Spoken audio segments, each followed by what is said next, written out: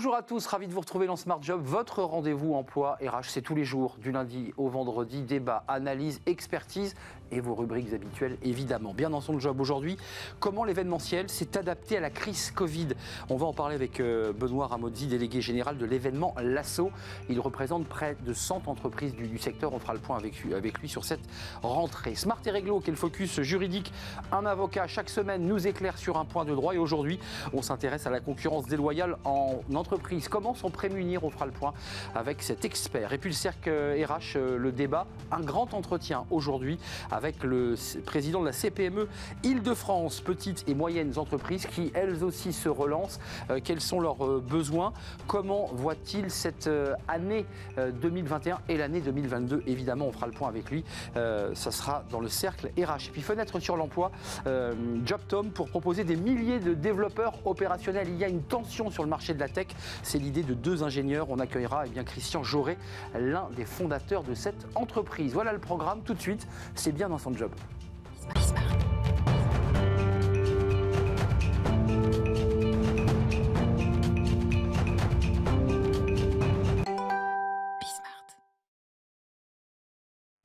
Bien dans son job. Alors c'est un sujet un peu sensible d'être bien dans son job quand on faisait de l'événementiel pendant la crise Covid, parce que c'est vrai que ça a été un secteur d'activité.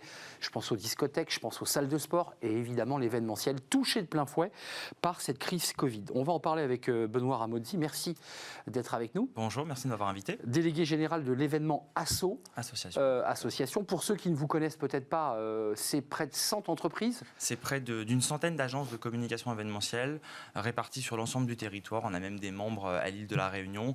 Voilà, c'est des agences qui travaillent essentiellement pour des entreprises, pour faire des événements corporate, de communication interne, externe. Voilà, donc c'est... Alors moi, j'avais un chiffre global du secteur, alors qui ne vous concerne pas directement. Vous en faites partie. Vos pertes sont un peu plus faibles, évidemment, mais on a atteint, avec cette crise Covid, une perte d'1,211 milliard d'euros. C'est une estimation de toute la globalité de la filière. C'est colossal. Les salons, les congrès, les événements corporate, etc. C'est colossal. C'est colossal et il faut qu'on retrouve un rythme une reprise soutenue égale à 2019. Le secteur se portait bien en 2019. Comme pour les chiffres du chômage, pour revenir à 2019. Voilà, exactement. Concrètement, vous les entreprises que vous représentez aujourd'hui sur ce plateau, elles sont résilientes, elles ont fermé, elles ont licencié? Alors, elles n'ont pas fermé. Certaines ont dû sans doute se séparer pour préserver l'entreprise. Mais elles se sont adaptées surtout. Elles ne sont pas restées silencieuses et inactives la plupart. Elles ont accompagné leurs clients parce que quand on travaille pour des grands groupes bancaires, pour des secteurs de la pharmaceutique, etc., les entreprises avaient besoin de garder le lien avec leur public, qu'il soit interne ou externe. Donc, il y a une accélération de la transformation des métiers. Quoi qu'il arrive, il faut garder le lien. Donc, on n'est plus sur une communication maintenant relationnelle qu'événementielle. On garde le mot événementiel, c'est notre ADN, mais on est sur une communication relationnelle. Du coup, pendant cette crise, on a proposé, mes agences ont proposé à leurs clients des e-événements, des événements digitaux à distance. Et c'est ce qu'on a fait durant cette crise. On va le faire perdurer maintenant dans la façon de travailler maintenant. On a eu plusieurs entreprises sur ce plateau au cours de cette crise Covid. On n'en est pas totalement sorti, qui nous expliquaient qu'elles avaient muté ou voire même inventé de nouveaux événementiels en visio 100%. Une nouvelle façon de travailler. Vos clients, parce que c'est intéressant quand même, vous avez cette technologie, c'est le numérique. Techniquement, ça marche. Est-ce que les clients sont demandeurs de ce type d'événement? Est-ce qu'ils se disent, après tout, on préfère quand même d'avoir la salle, les micros? Ils ont été très demandeurs durant la crise parce qu'il n'y avait pas le choix. On était obligé de faire des formes de web TV. Alors, une fois qu'on maîtrise la technique, c'est très bien. Mais il faut mettre l'accent sur le contenu et sur comment j'intéresse les gens à distance. Et ça, c'est le rôle des agences de communication événementielle. C'est de proposer des contenus attractifs, interactifs. Sinon, ça ne marche pas. C'est un secteur qui représente combien? Les entreprises que vous représentez, c'est combien d'emplois? Parce que c'est intéressant. Alors, pour les agences, je dirais plusieurs milliers, je dirais entre 3 et 4 000 à peu près, mais uniquement pour les agences. Ensuite, l'événementiel corporate et d'entreprise, c'est en indirect et indirect, c'est 335 000 emplois en 2018. Parce qu'on fait travailler les groupes hôteliers, on fait travailler il y a des prestataires techniques, la restauration, les hôtels, etc. Donc c'est un vivier d'emplois qui est assez conséquent. Voilà, donc ça fait effet tache d'huile, hein, dès lors qu'on fait un événement, une grande convention à Toulouse, à Strasbourg, parce qu'on se délocalise aussi, hein, ça fait travailler toute l'économie locale. Il y a un sujet de rentrée dont vous vouliez parler, que je trouve d'ailleurs très intéressant. Pour accéder à ces marchés auprès de grandes entreprises qui vont développer un événement, une convention, il faut, et ça c'est la loi, s'inscrire et remplir des appels d'offres. Tout à fait. Alors la loi ne l'impose pas pour le privé, mais c'est mieux. En fait, voilà, les grandes entreprises, ça clarifie la relation. C'est les directions des achats qui souhaitent faire des appels d'offres pour choisir le meilleur partenaire. Et là, ça se gâte. Et là, ça se gâte. Alors ça, c'est quelque chose qui se gâtait déjà avant. Et là, vu la reprise, il y a une espèce de goulot d'étranglement et les appels d'offres ne se déroulent pas de manière très acceptable. Donc on va lancer une campagne dans les jours qui viennent qui s'appelle La ligne rouge est franchie, tout simplement.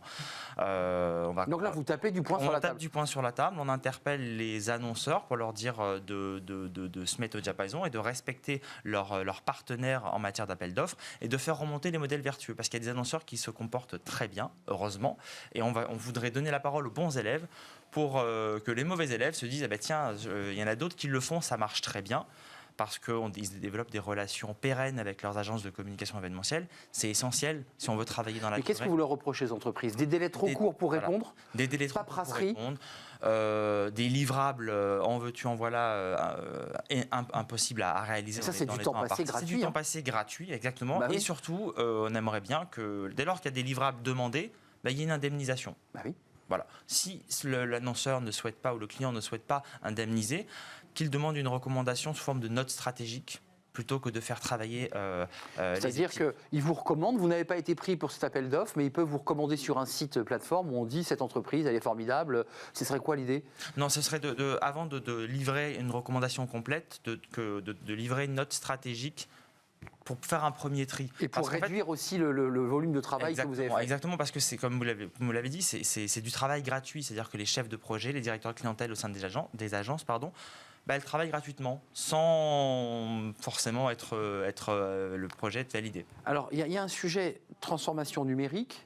Ça repart, vous nous le confirmez, bien puisque de toute façon la pression est là. Il y a une reprise. Voilà. Il y a une reprise. Alors il y a une hybridation dans cette reprise maintenant, c'est qu'on fait du distanciel. Il n'y a pas que le télétravail qui hybride. Non, on fait du distanciel, présentiel. Ouais. Ça donne un nouveau souffle au métier de l'événementiel et aux agences de communication. C'est qu'on propose aux grandes entreprises et aux marques des événements à la fois en présentiel, mais avec des capsules digitales à distance. Ça marche ça ou pas, François? Ça marche très bien. Ça marche bien. Bien sûr. C'est-à-dire qu'on vous réussissez à capter quand même à la fois du public.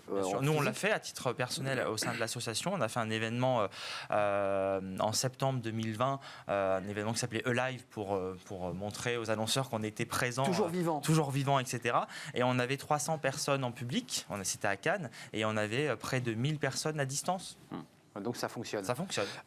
Quelques mots quand même, puisque vous savez qu'on est une émission d'emploi. Benoît Ramoldi, il y a des demandes en ce moment, ça repart. Est-ce que vos entreprises qui ont un peu serré la ceinture... Il y a une forte demande pour recruter. C'est pas évident parce que tout le monde recrute en même temps. Voilà, il y a eu ça a été très calme pendant la crise. Il faut repartir. Il y a des nouveaux profils de chefs de projet, directeurs de clientèle, directeurs de création. Qui ont tech, on est reparti dans la tech. Avec une nouvelle façon de rentrer en relation, avec de connaître le digital, la création et la valorisation de contenu. Donc, c'est de nouvelles compétences. C'est des nouvelles compétences. Alors, les formations, heureusement, se sont adaptées. On est actionnaire d'une école de chefs de projet événementiel et il y a des modules de formation sur l'événementiel. Donc là, vous allez chercher directement dans l'école vos actionnaires. Voilà, mais on n'est pas, les élèves formés ne sont pas encore assez nombreux, malheureusement. Et il y a un petit enjeu sur l'emploi. Et puis un autre mot qui est très intéressant, mais qui est d'ailleurs connexe au débat des appels d'offres, c'est-à-dire que là, vous avez besoin de main-d'œuvre, parce que parfois on se dit, là, cet appel d'offres nous intéresse, mais j'ai pas la main-d'œuvre. On a fait un petit sondage auprès de nos adhérents à la rentrée. J'ai près de 60% de mes membres qui ne peuvent pas répondre aux appels d'offres parce qu'elles n'ont pas assez d'emploi, enfin de compétences en interne. Donc elle se dit, je ne pourrais pas répondre techniquement, je peux le faire. Et en plus, comme les appels d'offres, comme je vous ai expliqué tout à l'heure, elles ne se déroulent pas de manière responsable. Elles n'y vont pas. La ligne rouge, ça sort quand votre campagne? Parce que Alors c'est déjà sorti dans la presse spécialisée début septembre et là on va lancer l'opération je pense dans les semaines qui viennent sur les réseaux sociaux et dans d'autres médias. Et qu'est-ce que vous en attendez très concrètement? Un appel téléphonique de la Fédération des grandes entreprises événementielles qui vous embauchent? On travaille déjà avec d'autres organisations du secteur, le club des annonceurs par exemple. Oui, bien sûr. J'aimerais travailler avec l'Union des marques sur le sujet. On va faire d'ailleurs notre prochaine émission au sein de l'association Live, la troisième édition, uniquement sur ce sujet. À Cannes? Les appels d'offres. Non, pas à Cannes, ce sera à Paris, oui, c'est ça. En distanciel, pour capter plus de monde. Et là, on donnera la parole à des donneurs d'ordre, des directeurs achats, directeurs de communication, pour qu'ils nous donnent leur vision, parce qu'on peut co-construire un peu la suite ensemble. Ils vont vous dire, mais ça vient d'en haut, moi j'ai pas le choix. Exactement, ça vient souvent d'en haut. Donc du coup, c'est mieux éduquer, faire de la pédagogie et travailler ensemble avec ces organisations d'annonceurs et d'entreprises, parce que c'est comme ça qu'on pourra y arriver. Merci Benoît Ramozzi, vous êtes délégué général de l'événement, l'association. C'est 100 entreprises environ structurées au sein de votre organisation, avec une opération, j'allais dire coup de poing. Alors vous n'avez pas déversé du fumier devant la préfecture, mais c'est plutôt une opération sur Internet, sur la ligne rouge, sur les appels d'offres. Sur les appels d'offres. C'est un sujet éminemment sensible et important. Et puis un secteur, on vient de l'entendre, qui repart, malgré les lourdes pertes liées à la crise Covid. C'est un secteur qui repart et qui embauche. Exactement. Allez donc jeter un œil. Je ne sais pas si vous avez un onglet recrutement où il faut passer dans Tout à fait. Nous, on partage les CV à nos agences de communication. Donc, il y a une rubrique emploi et dépôt de CV sur le site de l'événement. L'événement, voilà. Allez jeter un œil et ça permettra peut-être, si vous avez des talents et des envies de travailler dans ce secteur qui est très agréable, eh bien de peut-être trouver un emploi qui vous satisfera. Merci Benoît d'être venu nous rendre visite. Très bonne journée. On fait un focus juridique. Bah oui, le droit, les appels d'offres, c'est du droit. Focus juridique, c'est Smart et Réglo. Et on parle de la concurrence déloyale. Tiens, ça peut d'ailleurs même intéresser les entreprises de l'événementiel. Concurrence déloyale entre entreprises, c'est tout de suite. Voilà, Smart et Réglo. J'ai eu peur que mon invité n'arrive pas. Elle visitait le studio, mais vous avez raison, c'est un bel endroit. On est très heureux de vous accueillir dans Smart et Réglo. Marie-Laure Champenois, merci d'être là. Experte en droit des affaires chez SVP Information Décisionnelle. Et on va s'intéresser à la concurrence déloyale entre les entreprises. Je vous vois faire un petit signe de tête. J'ai envie de vous dire comment l'éviter, parce que globalement, c'est quand même un sujet qui concerne beaucoup d'entreprises. D'abord, qu'est-ce que la concurrence déloyale, pour faire un peu de droit? Alors, on va faire du droit, mais sans trop en faire, justement, parce qu'on n'a pas de définition légale de ce qu'est la concurrence déloyale. Mais en tous les cas, on peut la définir comme des actes, en tous les cas, déloyaux, en tous les cas, des comportements déloyaux qui sont contraires aux usages honnêtes en matière commerciale. C'est vraiment comme ça qu'on va la définir, c'est-à-dire tous les actes qui sont contraires aux usages honnêtes en matière commerciale. Mais évidemment, on va surtout l'illustrer par des exemples. Oui, concrètement, parce qu'on comprend bien la différence entre honnête et déloyal. C'est ça, parce qu'on n'a pas une liste. Il y a une jurisprudence, j'imagine, qui s'empile dans les tribunaux. Il n'y a que des décisions de jurisprudence. Quelques exemples, Marie-Laure. Bien sûr, en tous les cas, enfin, si on doit prendre quelques exemples, parce qu'il y en a énormément, mais en tous les cas, un des exemples phares, c'est l'embauche fautive de salariés. Plus connu encore sous l'angle de débauchage en fait, de salariés. Et l'embauche fautive de salariés, grosso modo, on va pouvoir la distinguer selon deux angles. Soit le salarié qu'une entreprise va recruter est engagé dans le cadre d'une clause de non-concurrence. Ça, bien sûr. Soit il ne l'est pas. Dans le cas où le salarié est engagé dans une clause de non-concurrence, rien que le fait, en fait, de l'embaucher est fautif. Est fautif. Alors, excusez-moi, pour s'arrêter un instant, l'entreprise l'est, mais le salarié aussi. Bien sûr. Il sait exactement qu'on lui a signifié qu'il avait une clause. Évidemment. Il y va. Chacun prend son risque. Les deux sont condamnés dans ces cas-là, entreprise et salariés? Alors, en tous les cas, il y a une action contre les deux, pas sur le même fondement et pas devant la même juridiction, tout à fait. Néanmoins, en tous les cas, l'entreprise qui l'embauche sera condamnée à condition qu'elle sache qu'il était engagé dans le cadre d'une clause de non-concurrence. Donc, évidemment... L'entreprise dit qu'elle ne le savait pas. Voilà, c'est ça. Elle peut jouer, mais bon, Il y a un Justement, contrat. pour l'éviter, il vaut mieux, en tous les cas, lorsque une entreprise embauche un salarié, lui demander clairement. Et montrez-nous votre contrat, peut-être. C'est autorisé, ça, que l'entreprise lui dise montrez-nous et vous avez une clause. Est-ce qu'on peut la voir ? C'est un peu gênant, quand même, ça. C'est un peu gênant parce qu'en effet, ça pourrait être considéré, en tous les cas, comme une atteinte à la vie privée. Potentiellement, voire peut-être même une atteinte par rapport à la protection des données personnelles, c'est en vrai. fait. Donc, Oui, c'est donc des documents confidentiels. mais à tout le moins, une entreprise qui recrute, poser la question et se constituer une preuve, comme quoi on a posé la question et que le salarié nous a répondu qu'il n'était pas engagé. Alors, il y a les salariés, mais il y a aussi un volet qui est lié à la clientèle, Oui. lié au business, avec notamment le dénigrement commercial. Oui. Ça, c'est assez classique. Oui, c'est assez classique aussi. On a beaucoup, en tous les cas, d'exemples également en jurisprudence. Le dénigrement commercial, c'est on jette du discrédit en diffusant, on jette du discrédit sur une entreprise en diffusant des informations malveillantes, en fait. Le cas assez classique, c'est une entreprise qui va diffuser. Donc, il faut qu'il y ait quand même une diffusion auprès d'un certain public, mais une information comme quoi une entreprise, par exemple, est actionnée en justice alors qu'on n'a pas encore de décision définitive qui est rendue. Ou même dénigrer la qualité du produit ou la façon dont le produit est vendu. Exactement. Par des tweets, sur les réseaux sociaux. Je pense à une entreprise qui est venue sur le plateau, qui avait été dénigrée sur les réseaux sociaux. Je pense à l'entreprise La Pataterie, pour ne pas la citer, Ouais. et qui avait été victime en fait d'un dénigrement sur Internet et qui lui avait coûté très cher. Le dénigrement, c'est sur tout support. En effet, compte tenu de l'évolution de la société, aujourd'hui, on a beaucoup de dénigrement, en effet, notamment sur les réseaux, mais on peut encore avoir du dénigrement dans la presse, notamment. Et la presse. Papier. Il y a un sujet qui est intéressant parce que là, il ouvre aussi à la question de la marque et donc la détention d'une marque que l'on a déposée. C'est l'imitation des signes de ralliement d'une clientèle destinée à créer de la confusion. Ça, c'est quoi exactement ? Alors, en fait, on est en dehors, là, pour le coup, de la marque, en fait, parce que... D'accord, c'est pas la marque. Non, c'est pas la marque, justement, parce qu'au niveau de la marque, on peut bien évidemment protéger... Donc c'est une l'habillage, marque. c'est la boîte, quoi. C'est le nom, par exemple. Le nom choisi par une entreprise, ça c'est l'exemple classique. Le nom choisi par une entreprise, vous pouvez le protéger à titre de marque, mais vous n'êtes pas obligé de le protéger à titre de marque. Par contre, en effet, vous devez l'enregistrer. Si vous êtes une société commerciale, vous devez l'enregistrer au registre du commerce et des sociétés. Quand vous avez choisi un nom, mais que vous ne l'avez pas protégé, une autre entreprise... Donc on vérifie, il est peut libre. choisir un nom qui à l'identique ou approchant, qui va en tous les cas entraîner une confusion potentiellement dans l'esprit. Quand le nom est libre.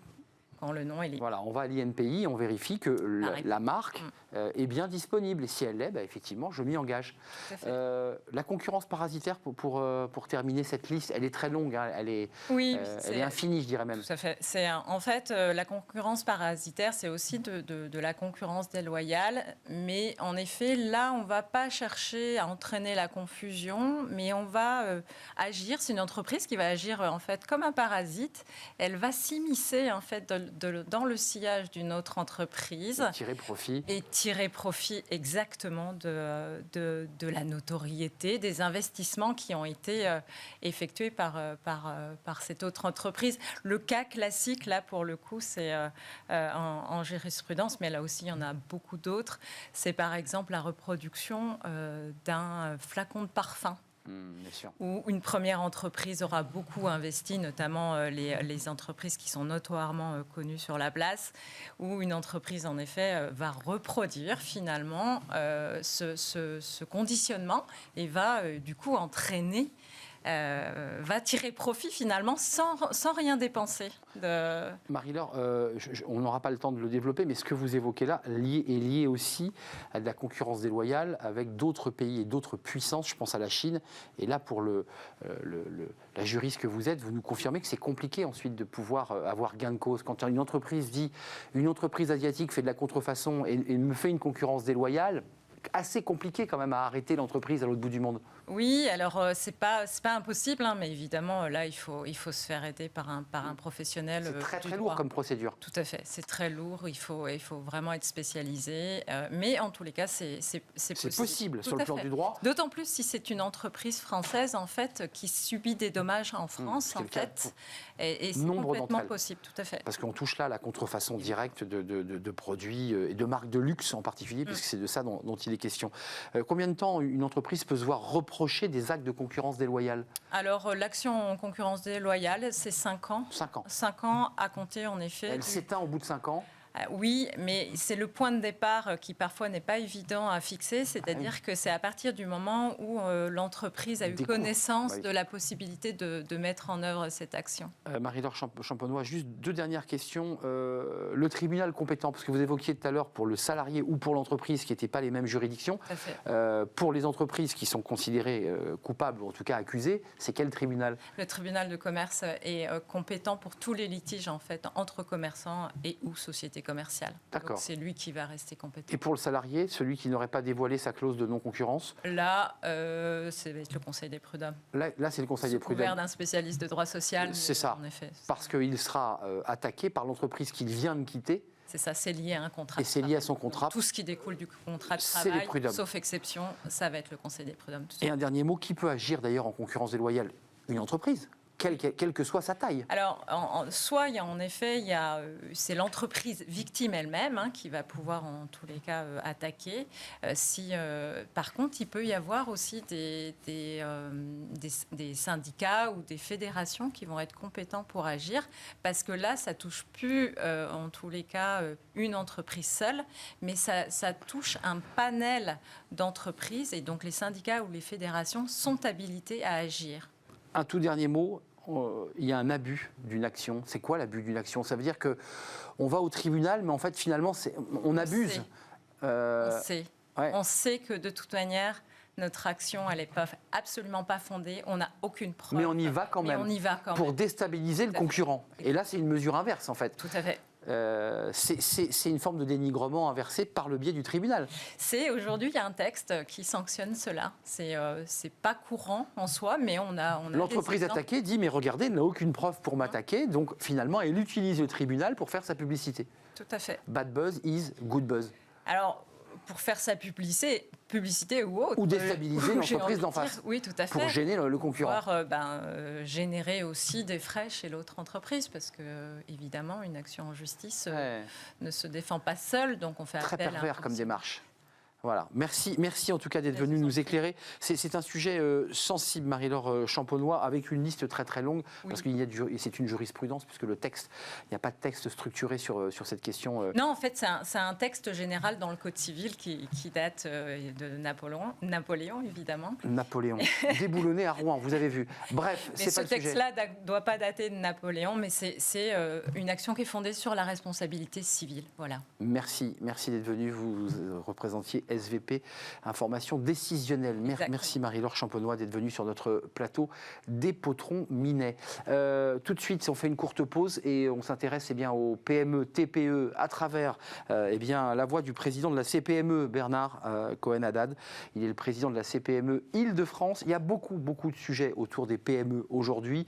La relance, le télétravail, le pouvoir d'achat évidemment et plein d'autres sujets parce que, est-ce que ces PME bénéficient de cette reprise? On va en parler avec lui juste après cette pause.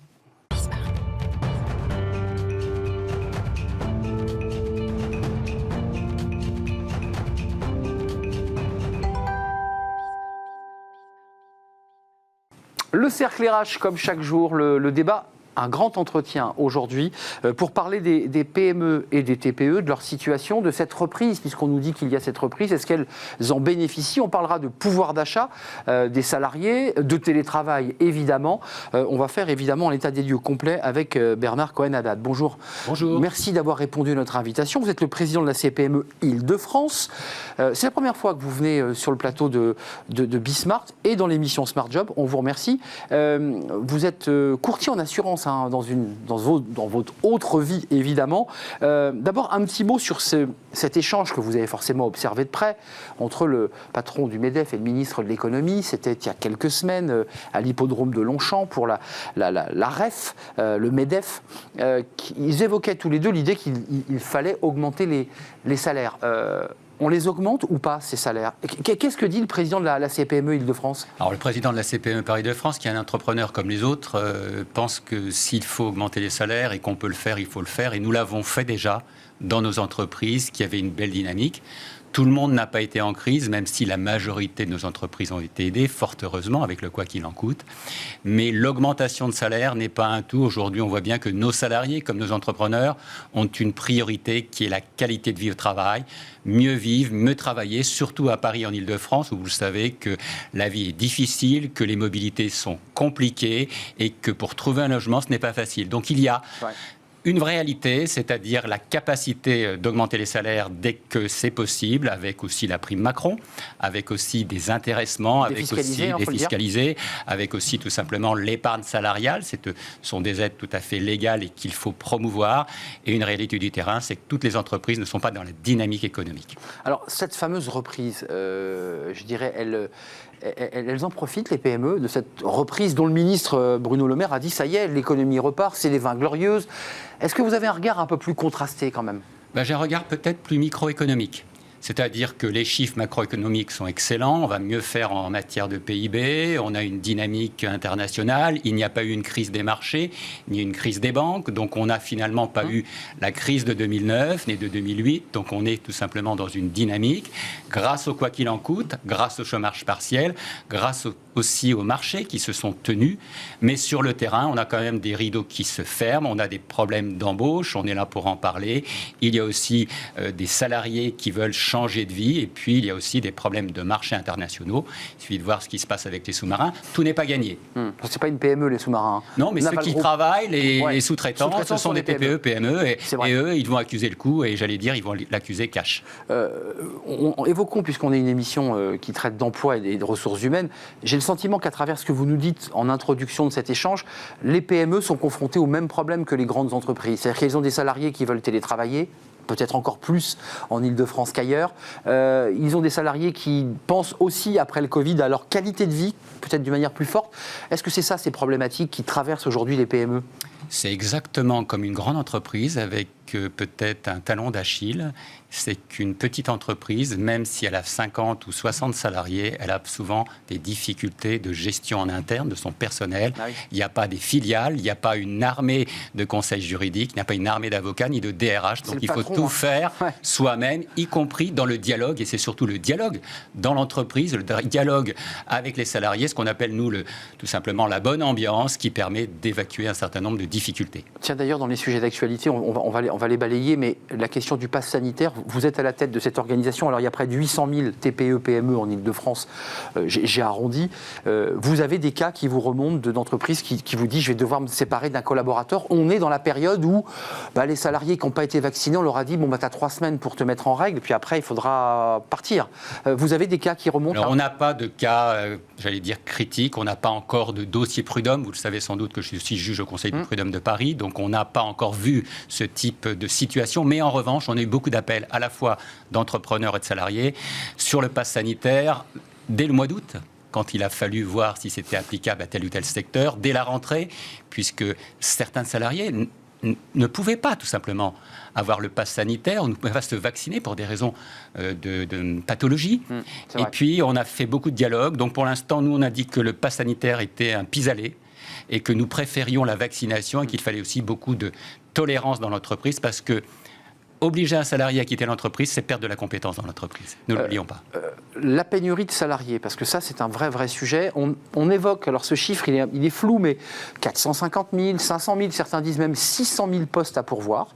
Dans les PME, aussi. Comment on fait? Comment vous faites? Comment vous mobilisez votre réseau? Comment vous essayez de recruter, il faut le dire, dans des secteurs qui ne sont pas faciles? L'aide à la personne, le BTP, ce sont ces secteurs-là aussi qui souffrent et qui peinent à recruter. Comment on fait là? Quelles sont vos propositions? C'est un des problèmes cruciaux aujourd'hui sur l'emploi. On a plus de demandeurs d'emploi que d'offres à pourvoir. C'est-à-dire, paradoxalement, vous évoquez les chiffres. Les chiffres que j'ai, c'est 750 000 demandeurs d'emploi, 400 000 emplois non pourvus. Avec 400 000 emplois non pourvus, avec, comment dirais-je, 5 secteurs en tension. Alors, un secteur qui vous concerne, qui est tout ce qui est les films, le cinéma, l'événementiel, les arts et spectacles, qui ont quand même été extrêmement touchés. Plus de 9 mois, voire 10 mois de fermeture. Et qui remarrent difficilement. Il y a aussi tout ce qui est les services à la personne, vous l'avez évoqué justement. Il y a le commerce, parce que le commerce aussi peine dans certains secteurs. L'hôtellerie-restauration. À Paris en particulier. À Paris, qui est moins bien que dans la France. Et puis le dernier secteur, c'est tout ce qui est le numérique, où on a beaucoup de demandes, surtout avec cette explosion de relations au numérique. Il y a beaucoup de sujets à travers ces 5 secteurs. Restons sur le dernier, le numérique, la transformation numérique. Les PME sont engagées, là, elles s'engagent parce qu'elles ont compris qu'elles n'avaient pas le choix, qu'il fallait basculer. Un chiffre simple, on va dire 2 chiffres pour être plus juste, 8% de télétravail dans les TPE en mars 2020. En avril 2020, on était à 82% de télétravail, dont 64% de primo-accédants. Vous voyez le bond qu'on a fait ? La pénurie de salariés passe aussi, excusez-moi d'y revenir encore, mais les services à la personne, ce sont des salariés souvent peu qualifiés ou pas qualifiés qui sont recrutés pour ces emplois. Est-ce que pour rendre ces secteurs un peu plus attractifs, vous dites, vous, organisation patronale, syndicale, il va falloir faire un effort sur les salaires. Et en même temps, les entreprises vous disent, mais nous, on a des marges si faibles qu'on ne peut pas augmenter.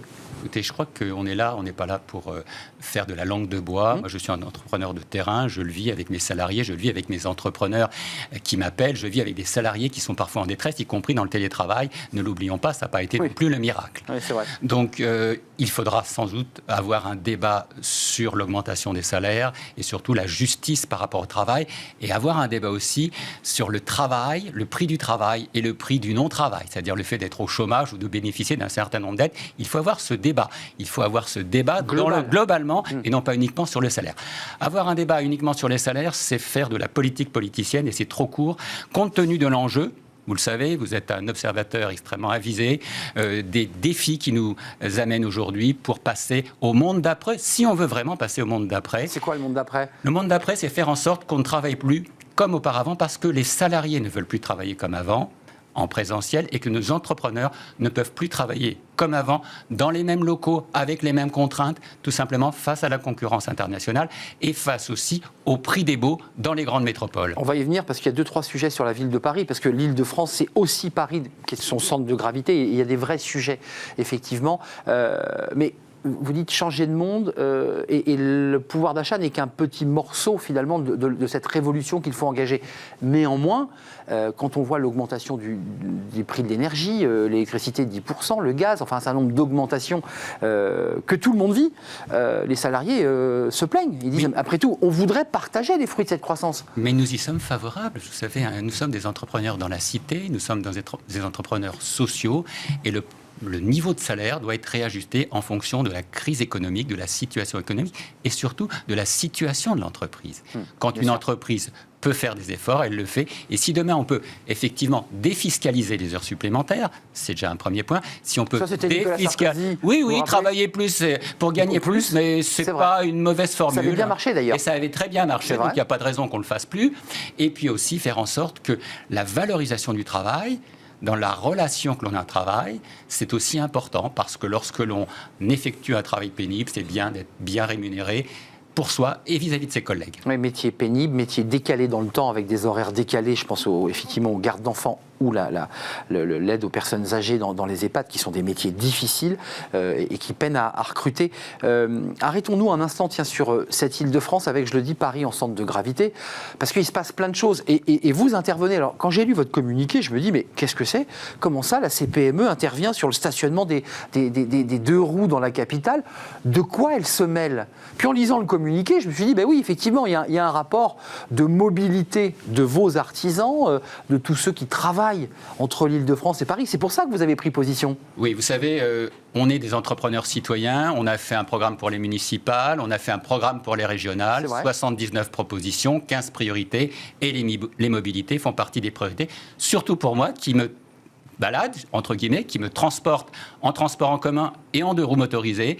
Et c'est vrai, comme beaucoup d'autres, que si aujourd'hui nous n'avons pas cet accès à toutes les mobilités, y compris les mobilités durables, on ne peut pas circuler dans la grande métropole. Tiens, même si ça concerne l'U2P, en tout cas la Chambre des métiers et des artisans, mais la CPME est concernée, les artisans qui aujourd'hui disent « mais nous on voudrait bien rouler propre, on voudrait bien faire des efforts pour la collectivité, mais on n'a aucune aide, on n'est pas accompagné ».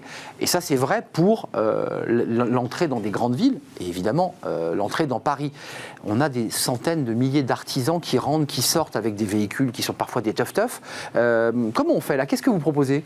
Alors déjà, nous avons des artisans parmi nos adhérents à la CPME. Nous sommes en campagne sur les chambres de métiers. Excusez-moi de faire un peu ma publicité. C'est les élections, là. Il y a les élections au mois d'octobre, donc on est fiers d'être artisans, je le dis, et que bien entendu, nos entrepreneurs veulent rentrer dans Paris, y compris ceux qui ne sont pas parisiens, ceux qui viennent de l'Essonne, ceux qui viennent des Yvelines. Il y a un vrai problème d'accès à la ville. Et pendant la campagne pour municipale, nous avons été extrêmement polémiques. Nous avons proposé un péage pour rentrer dans Paris, sauf pour les professionnels. Nous pensons qu'il vaut mieux payer que ne perdre des chantiers. Nous voulons payer, mais pouvoir travailler. Donc les professionnels paieraient quand même? Paieraient, mais un forfait. Forfait, on est Parce d'accord. qu'aujourd'hui, que nous disent nos professionnels de Paris et surtout de l'Île-de-France, on ne vient plus faire de dépannage, on ne vient plus faire de chantier à Paris. Parce qu'avant, on en faisait 2, 3, 4 dans la journée, s'il s'agissait d'interventions rapides. Aujourd'hui, on peut en faire qu'une et on perd 2 heures, 3 heures pour venir à Paris. Et donc la rentabilité n'est pas là, sans compter que parfois on se fait retirer son véhicule quand on est mal garé, ce qui peut arriver, et ce qui est normal si on est mal garé. Ceci étant, il y avait un vrai problème de mobilité, il y avait un problème de débat, et il y a surtout un problème de mobilité durable en Île-de-France, et des aides, puisque vous évoquez les aides, qui ne sont pas suffisantes, même s'il faut le reconnaître, le Conseil régional fait beaucoup. Resserrons un peu plus encore la caméra. Il y a votre volonté de taper du poing sur la table sur le stationnement des 2 roues. Il y a effectivement les véhicules propres et une taxe péage forfaitée. Est-ce que la situation de Paris est un peu différente de l'Île-de-France? Parce que quand on fait des moyennes, c'est compliqué. Quand on prend tous les départements d'Île-de-France et qu'on fait une moyenne, on ne se rend pas compte de la situation de Paris. On voit des hôtels qui sont en très grande difficulté. On voit certains restaurateurs qui ont eu de grandes difficultés parce qu'ils n'avaient pas de terrasse. Quelle est la situation particulière pour Paris? Puis on parlera évidemment des zones à faible émission qui sont une autre source d'inquiétude pour la CPME. Paris, c'est la ville lumière. C'était la ville lumière. Ça reste la ville lumière. Vous allez n'importe où dans le monde, tout le monde connaît Paris ou a entendu parler de Paris, y compris en matière de l'emploi. Paris draine 30% de l'emploi en Île-de-France, ce n'est pas rien. C'est 1/3 des emplois aujourd'hui. Ça n'a pas bougé avec la crise Covid. Ça n'a pas bougé. Ce qui a bougé, c'est les commerces. On avait 63 000 commerces actifs à Paris. Je vous rappelle que pendant le mois de mars 2020, avril, mai, on en a fermé 42 500 et qu'aujourd'hui, il y a encore des rideaux qui tombent, tout simplement, et des rues qui sont mortes. C'est ça la réalité parisienne. Malgré, il faut être juste, même si nous n'avons pas toujours été d'accord, une action extrêmement forte de la ville de Paris pour redynamiser des quartiers. Mais ça doit se faire dans le dialogue, la transparence et la durée.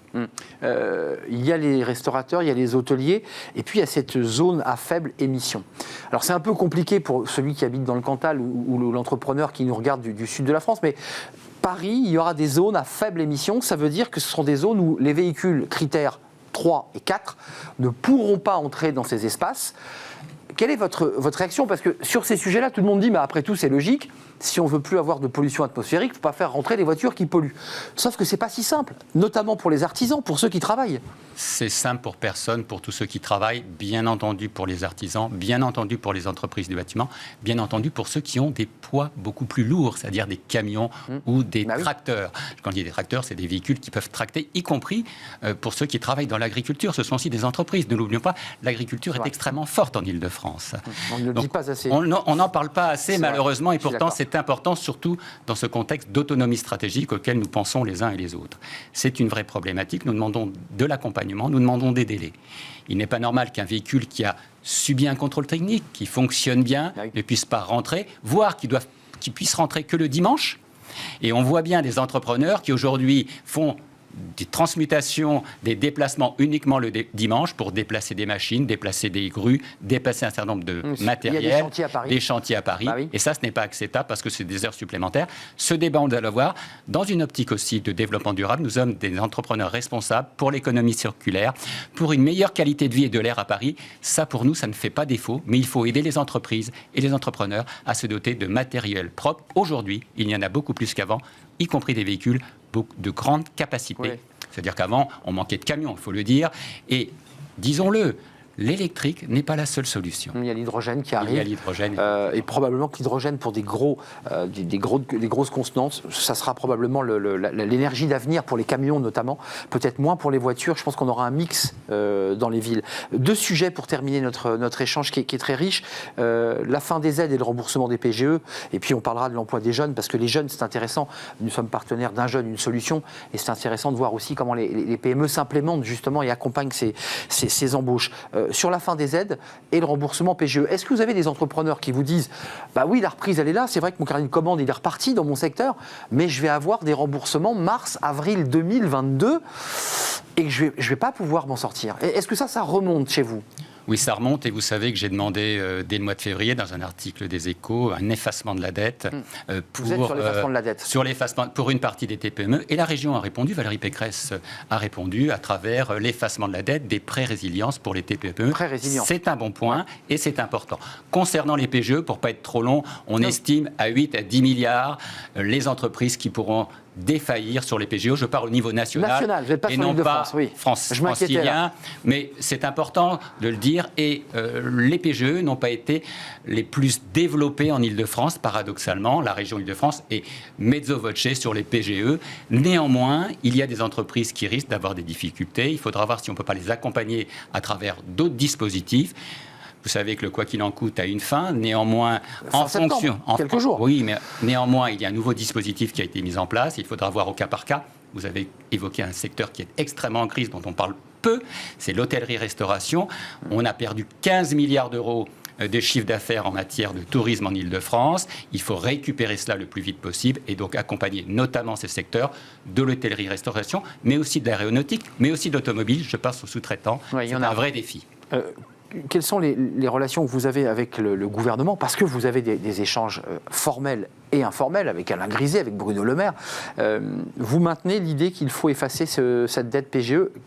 Vous maintenez cet argument-là parce qu'eux, aujourd'hui, sont quand même sur la ligne de on peut repousser, on peut aménager les remboursements, on peut aménager les durées de remboursement, puisque c'est plutôt une des pistes évoquées, mais pas d'effacer la dette. Vous savez, pour les entreprises qui ont un enjeu sociétal, les entreprises qui ont une utilité citoyenne, je crois que ce serait un geste de solidarité fort d'effacer de la dette. On l'a vu que la région Île-de-France a pu le faire et que d'autres régions pensent le faire puisque nous avons été contactés. Moi, je suis confiant sur le dialogue dans la région avec l'État, avec le préfet Marc Guillaume qui est arrivé il y a quelques mois et qui fait un travail exceptionnel. Haut fonctionnaire qui a la suite de Michel Cadot qui faisait aussi un travail exceptionnel de dialogue avec les TPE-PME. Vous savez, souvent les TPE-PME, elles sont au bout du bout. On n'est pas les premiers interlocuteurs, même si on est les premiers sur le terrain. Depuis quelques mois, depuis quelques années, ça change. Les enfants pauvres, vous voulez dire ? Un peu les enfants pauvres ? Oui, moi j'appelle la dernière roue du carrosse pour dire les choses clairement. Ceci étant, les choses évoluent et dans le bon sens. L'emploi des jeunes, puisqu'on a parlé des pénuries, il y a un débat parce que c'est une question intéressante. Vous savez, cette génération qu'on appelle la génération Covid, c'est-à-dire qu'ils ont étudié en distanciel, ils ont passé leur diplôme en distanciel, et puis là, ils se retrouvent aujourd'hui sur le marché du travail, et on voit que c'est pas si simple malgré la reprise. Comment vous souhaitez, vous aussi, vous engager, TPE, PME, votre organisation, pour permettre à ces jeunes de trouver leur premier emploi ? Pour moi, c'est la grande injustice. La génération Covid, c'est la génération malchance. Au mois de février, j'ai rendu un rapport sur l'égalité et la citoyenneté des jeunes et des jeunesses en Île-de-France. On voit bien que les jeunes sont exclus de l'emploi, ils sont exclus du logement, ils sont exclus de la santé, ils sont exclus de la culture. Et aujourd'hui, nous attendons bien entendu un aggiornamento sur les jeunes et l'emploi. Et nous sommes prêts, à travers Un jeune, une solution. Nous sommes partenaires ensemble sur ce défi. Ça fonctionne bien ? Et ça fonctionne bien sur le plan 1000 jeunes, sur la capacité d'intégrer de la formation, sur l'apprentissage, sur les alternants, à faire en sorte que les jeunes intègrent le monde de l'entreprise, y compris, j'allais dire, en reprise d'entreprise. Un chiffre peut-être pour terminer. Les reprises, oui. 63% des jeunes ont une belle image des TPE-PME dès qu'ils ont terminé leur études, seulement 40% envisagent de travailler dans une TPE-PME. On voit bien la différence. Ceci étant, dans les TPE-PME, on ne travaille pas en silo, on a une capacité de se réaliser. Mais justement, tiens, pour clore et terminer, c'est l'attractivité des TPE-PME. On a beaucoup d'entreprises qui viennent sur ce plateau, qui sont des dirigeants de PME, souvent de très belles entreprises, qui nous disent, nous, on ne peut pas lutter, on n'a pas la marque employeur qui va bien, on n'a pas l'attractivité qui va bien, et les talents, ils ne vont pas forcément chez nous. Ça, c'est une réflexion, parce que pour que ces TPE, PME continuent à vivre et à créer de la richesse, il faut qu'elles puissent attirer. Comment ? Vous avez la baguette magique de la CPME, comment on fait ? J'aimerais bien avoir cette baguette magique, mais c'est vrai que la marque employeur TPE, PME est extrêmement importante, surtout en Ile-de-France. Mais moi, je suis assez serein et voire assez positif. Je vois de plus en plus de jeunes, diplômés ou non diplômés, qui veulent faire du business et qui créent eux-mêmes leurs projets, leurs entreprises. Et on est là pour les accompagner au quotidien. Nous le faisons à travers notre cellule d'accompagnement, y compris avec les aides de l'État, y compris avec les aides de les régions et parfois le soutien de la ville de Paris.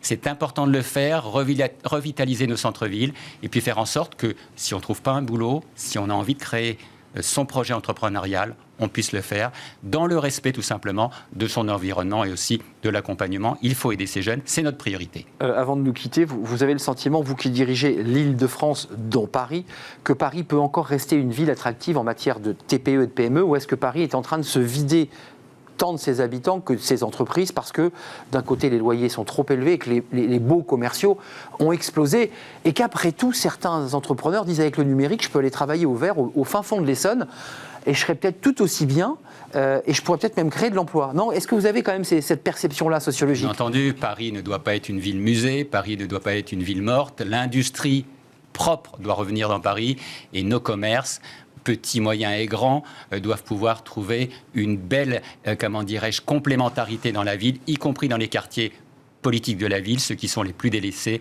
à l'est, au nord, où malheureusement on parle que des problèmes sociaux ou des problèmes sanitaires. Il y a aujourd'hui un vrai défi pour repeupler commercialement, y compris veiller à ce que nos salariés restent dans la ville.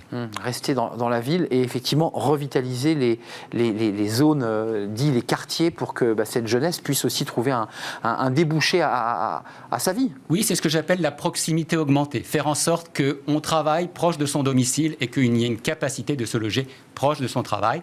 C'est la proximité augmentée avec le numérique, mais aussi le présentiel, le figital. Vous savez que c'est le nouveau mot à la mode, néanmoins très important dans une ville où il est de plus en plus difficile de se déplacer. C'est vrai. Bernard Cohen-Haddad, merci. Président de la CPME, votre prochain rendez-vous avec Alain Griset, Bruno Le Maire, c'est quoi là, votre calendrier politique et de négociation ? Parce que là, vous avancez, vous négociez. Oui, aujourd'hui, les partenaires sociaux au niveau national sont, en place. Nous, ce qui nous importe aujourd'hui, surtout en Ile-de-France, c'est veiller à ce que l'on ait une vraie réflexion sur le télétravail, qu'il ne soit pas un télétravail par défaut, qu'il soit un télétravail choisi et donc une façon de digérer le télétravail parce que nos salariés, nos entrepreneurs, comme je vous l'ai dit tout à l'heure, ne veulent plus travailler comme avant.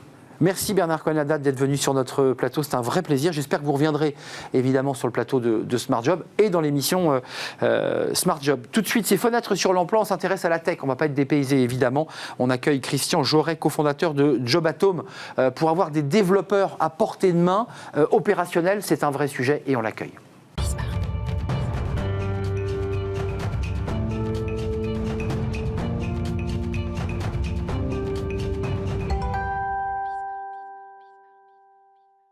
Fenêtre sur l'emploi pour parler de la tech. On ne parle que des métiers de la tech. Full remote, recrutement, diversité de profils. On en parle avec vous, Christian Joret, cofondateur de Jobatome. On est d'accord, je l'ai bien dit ? C'est bien ça. Vous êtes l'auteur avec un co-auteur d'un livre blanc, Full remote, recrutement, diversité des profils. Comment les développeurs envisagent-ils leur métier et leur recrutement en 2021 ? Ça, c'est un vrai sujet. Vous êtes tous les deux, je crois, ingénieurs ? Je suis ingénieur en réseau et télécommunications. Donc, c'est un livre blanc qui a été écrit par Jobatome, par toute une équipe, pas que les ingénieurs. Donc c'est le fruit d'un travail d'équipe. Comment vous est venue l'idée? Vous êtes ingénieur, vous auriez pu intégrer des entreprises et avoir un métier formidable, ce que vous avez fait d'ailleurs dans une première partie de votre vie. Puis là, vous avez décidé d'inventer quelque chose. Pourquoi? Pour créer un énorme pool de développeurs, pour permettre à ceux qui les cherchent de pouvoir les avoir à portée de main. Racontez-nous. C'est ça. J'ai créé Job@Home en partant d'un double constat. Le premier, c'est qu'il manquera en France chaque année 50 à 60 000 développeurs.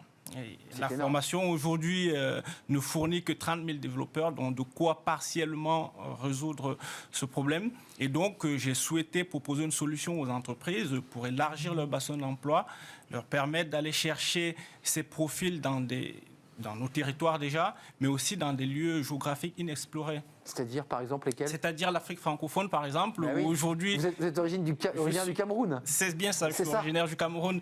Et donc, je vois de ce côté aussi, de l'autre côté de la Méditerranée, de jeunes profils qui sont aujourd'hui autant qualifiés que des profils aussi français. Et donc, je souhaitais proposer aux entreprises aussi d'élargir leur bassin d'emploi en allant voir de ce côté-là aussi des talents qui, aujourd'hui, n'attendent que d'avoir des opportunités.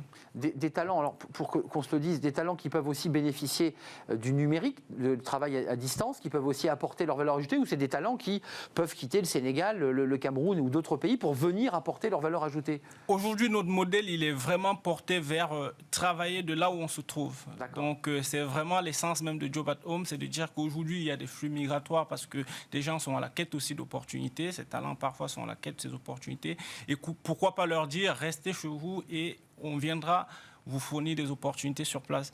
Donc aujourd'hui, Job@Home s'adresse aussi aux développeurs basés en France, dans nos territoires, dans les DOM, où ils sont la plupart du temps éloignés des opportunités d'emploi.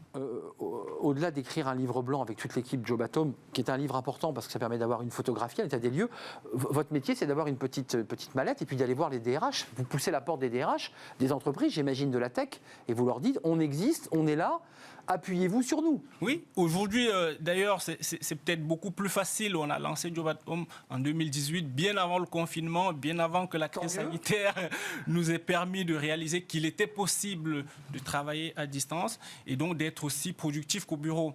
Donc aujourd'hui, ça va beaucoup mieux. Tout le monde a expérimenté. Plus simple à expliquer aujourd'hui. Plus simple à expliquer aujourd'hui aux DRH et aux dirigeants d'entreprise et leur dire aujourd'hui, vous pouvez faire confiance à des profils qui ne sont pas forcément dans vos locaux et tout se passera bien.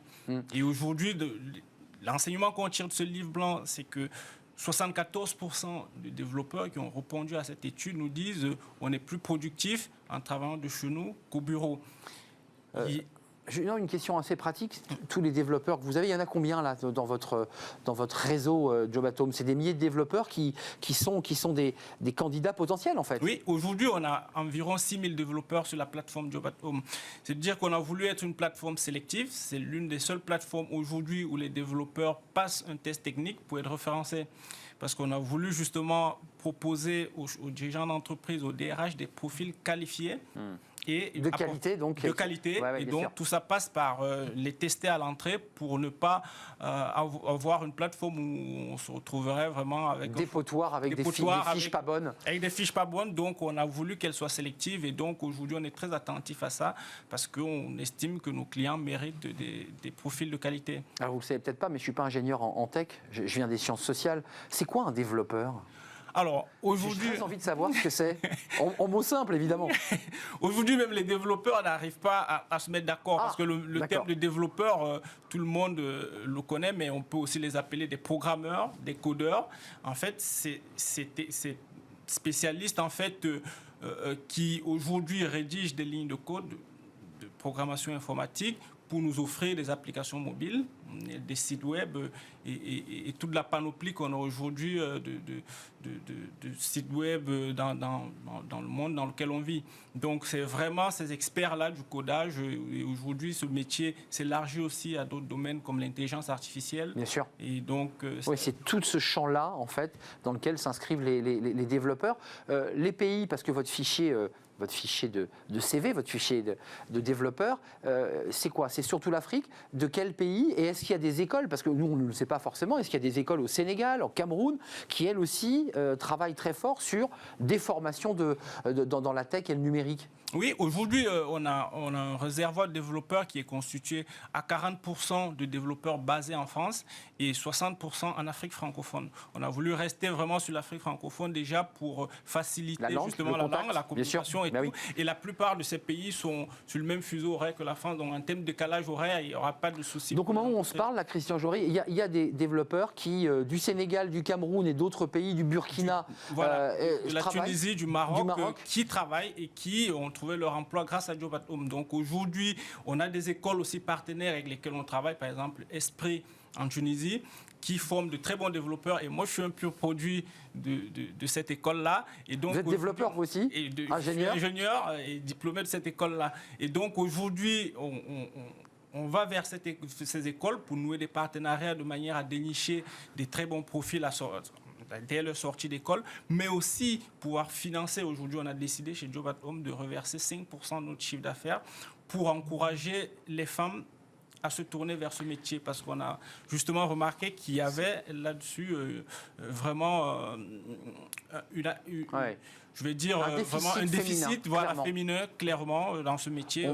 On en a beaucoup parlé sur ce plateau avec là aussi des directeurs d'écoles qui sont des écoles dans le numérique et qui constatent effectivement ce déficit. 5% du chiffre d'affaires, pourquoi faire? C'est concrètement pourquoi faire? Concrètement, c'est pour financer les études de jeunes femmes qui souhaiteraient justement se lancer dans ce métier-là.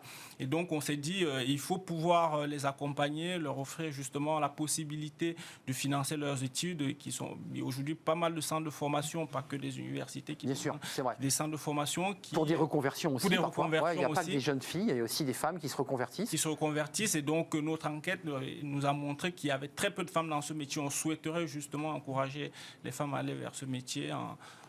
C'était un plaisir. Juste, ce que vous racontez donne comme ça une forme de mondialisation du travail aujourd'hui. C'est ça qui est passionnant à travers la crise Covid. C'est plus un tabou. C'est plus un tabou. Aujourd'hui même, on parle de télémigration. Mais vraiment, c'est aujourd'hui de dire qu'on est dans un monde globalisé où là, il faut penser à comment intégrer ces télétravailleurs dans un marché de l'emploi qui aujourd'hui, la plupart du temps, confinés dans les grandes métropoles. Et donc, l'idée de Job at Home, c'est vraiment servir de pont entre les recruteurs et ces développeurs, et qui sont en plus des profils pénuriques. Et éviter, pour le dire un peu abruptement, parfois des parcours douloureux de jeunes qui physiquement essaient de traverser la Méditerranée pour trouver ce job, alors que potentiellement ils auraient la compétence de le faire directement de leur ville, de leur pays. De leur pays. Et aujourd'hui, les jeunes, quand on se déplace vers ces pays-là pour rencontrer ces jeunes, pour les sourcer, pour les référencer sur notre plateforme, tous nous disent, si ces opportunités viennent nous trouver ici, on n'a plus besoin de bouger. Donc vous allez dans les pays, on évoque le Cameroun, mais vous allez les voir, ces jeunes. On va les voir. On est au contact, on va dans des écoles, on essaye justement de les approcher, de les connaître aussi. Cette étude nous a permis de les connaître et de dire aujourd'hui, on sait quelles sont vos attentes. On sait également ce qu'on peut aujourd'hui dire aux recruteurs vis-à-vis de ce métier, de cette profession. Merci Christian Jory. Je rappelle ce livre blanc, on peut le trouver sur le site de Job at Home. Donc c'est un livre blanc qui a été créé avec toute l'équipe de Job at Home et votre associé évidemment. Full remote, recrutement, diversité des profils, comment les développeurs envisagent-ils leur métier et leur recrutement en 2021. C'est le fruit d'un travail de terrain aussi, parce que c'est la rencontre de tous ces jeunes venus de l'Afrique, d'Afrique francophone notamment, mais aussi du Maghreb, qui sont l'arme au pied, prêts à travailler. Job at Home, il faut les rencontrer, il faut aller à leur rencontre. J'imagine que vous ne perdez pas de temps, vous allez aussi à la rencontre des DRH. On va aussi à la rencontre des DRH, c'est ça. On est d'accord. Parce que l'autre but, c'est de mettre en relation justement l'offre et la demande. Tout à fait. Merci Christian Jory, cofondateur de Job at Home. C'était un vrai plaisir de vous accueillir. C'est la fin de notre émission, mais on se retrouve évidemment demain pour de nouvelles aventures. Merci à toute l'équipe. Merci à Mani pour la réalisation. Merci à notre ami Alex pour le son. Merci à Fanny Griesmer et son joli rire. Merci à Margot Ruot, toute l'équipe. Merci à vous qui nous regardez et qui réagissez. Merci pour votre fidélité. Je serai là demain. Bye bye.